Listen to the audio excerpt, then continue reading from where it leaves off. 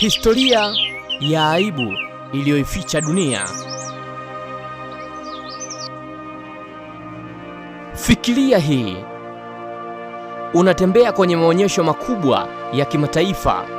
Kuna muziki, watu wanacheka, watoto wanakimbia huku na kule. Lakini pembeni kuna uzio, na nyuma ya uzio huo kuna binadamu.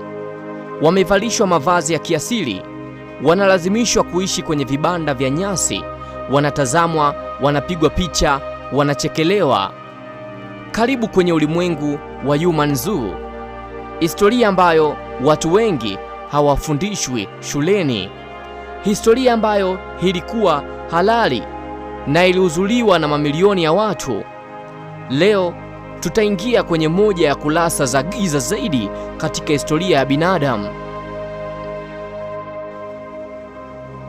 Mwanzo wa Human Zoo. Human Zoo zilianza karne ya 19 wakati Ulaya ilikuwa katikati ya upanuzi wa kikoloni.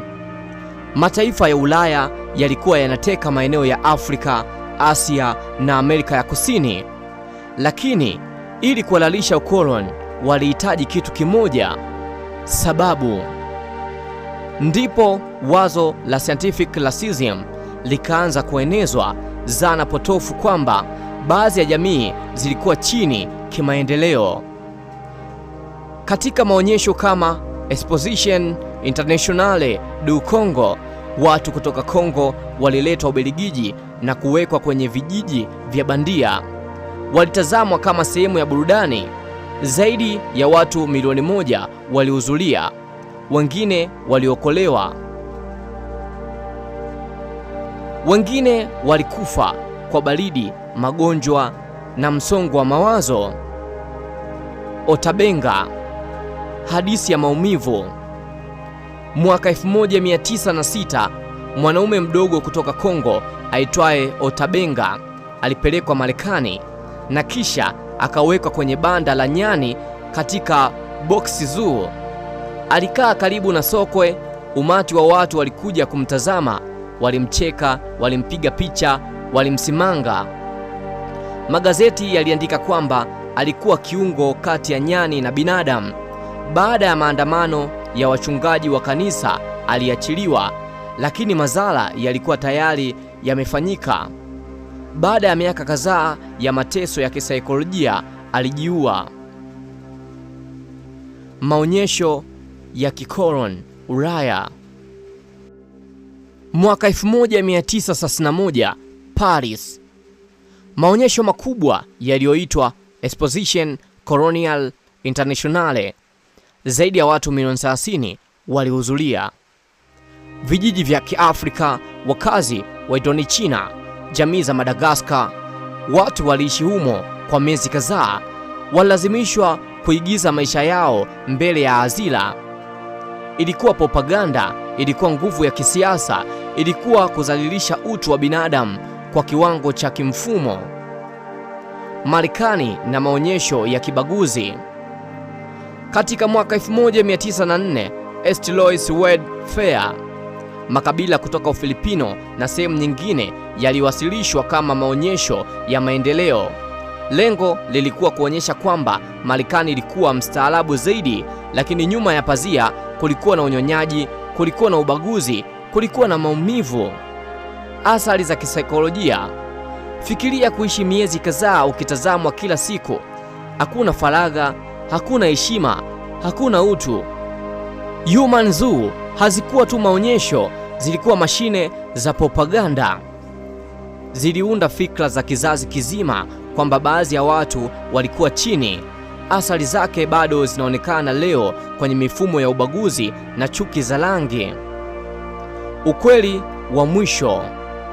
Human Zoo hazikuwa hadithi za kale tu, zilitokea karne ya 20, zilihudhuriwa na mamilioni, ziliripotiwa kwenye magazeti makubwa, na leo ni historia ambayo wengi hawaijui. Swali ni, je, tunajifunza kutokana nayo au tunaruhusu mifumo ya kudhalilisha utu kubadilika sura tu? Kama hujawahi kusikia kuhusu Human Zoo kabla ya leo, basi sasa umefahamu moja ya ukweli wa kutisha zaidi katika historia ya binadamu. Scientific racism, sayansi iliyotumiwa vibaya. Katika karne ya 19 na mwanzoni mwa karne ya 20, baadhi ya wanasayansi walipima fuvu, skull, urefu wa miili na vipimo vya uso wa watu waliotekwa au kuonyeshwa kwenye human zoo ili kujaribu kuthibitisha kwamba wazungu walikuwa bora kuliko jamii nyingine. Walidai ukubwa wa fuvu, kiwango cha akili, umbile la pua na uso, maendeleo ya kiakili, rangi ya ngozi, ustaarabu. Haya yote yalikuwa madai yaliyovaa koti la science, lakini hayakuwa na msingi wa kisayansi. Craniometry na anthropometry. Mbinu hizi zilijulikana kama craniometry, kupima ukubwa na umbo la fuvu; anthropometry, kupima mwili wa binadamu. Wanasayansi kama Samuel George Morton walikusanya mamia ya mafuvu ya watu kutoka sehemu mbalimbali duniani. Morton alidai kwamba watu wa Ulaya walikuwa na uwezo mkubwa wa ubongo kuliko wa Afrika au wa Marekani wa asili, lakini baadaye iligundulika kuwa alikuwa akichagua data inayounga mkono hitimisho lake. Vipimo vilikuwa na upendeleo, utafiti haukuwa wa haki wala wa kisayansi. Phrenology, ramani ya uongo ya ubongo. Nadharia nyingine iliyoenea ilikuwa phrenology. Iliamini kwamba maumbo ya kichwa yanaonyesha tabia na akili ya mtu. Hii ilitumika kuhalalisha utumwa, ukoloni, ubaguzi wa rangi, hata sera za eugenics. Human Zoo kama maabara.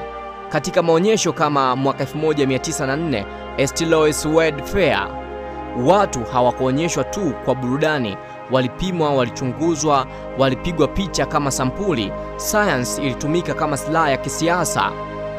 Ukweli wa kisasa. Science ya kisasa imeonyesha wazi tofauti za kimaumbile kati ya jamii ni ndogo sana kigenetic.